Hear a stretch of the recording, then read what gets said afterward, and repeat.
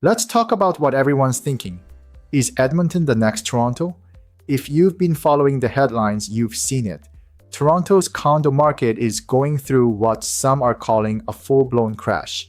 Prices have plunged, inventory has ballooned, thousands of investors are stuck holding the bag. It's messy, but before we lump Edmonton into the same narrative, let's clear the air.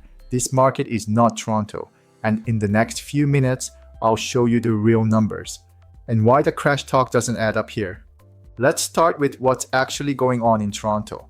The condo market peaked in early 2022. Average prices hit over $800,000.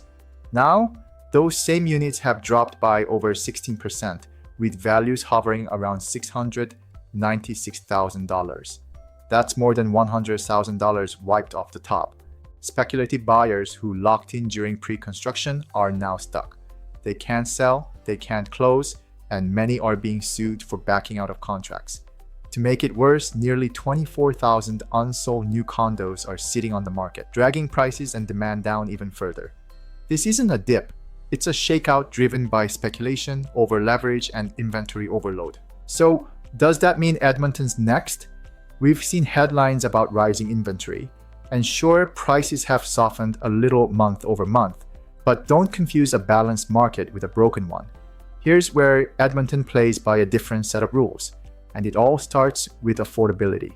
Let's talk numbers. The average condo in Edmonton, just over $209,000. That's nearly a quarter of what Toronto peaked at. The average residential price here is about $463,000. Again, well within reach for most end users. That's the keyword, end users. Edmonton isn't a playground for flippers and speculators. It's home to first-time buyers, students, healthcare workers, families, people who live and work here. That's a fundamentally different demand base, and it makes all the difference when the market shifts.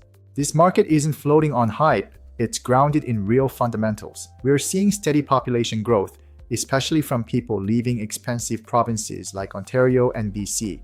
Zoning here is flexible.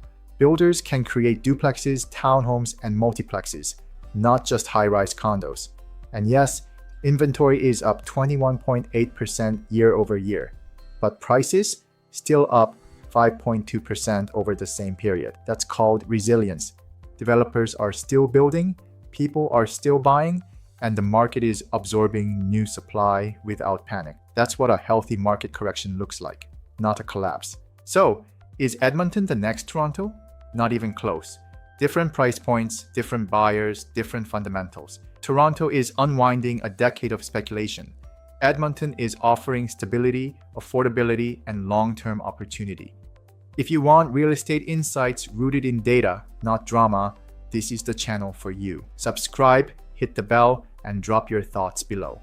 I'm Darren Kim with DK Wealth and Growth, helping you grow smarter through real numbers, real insights, and real strategy. See you in the next one.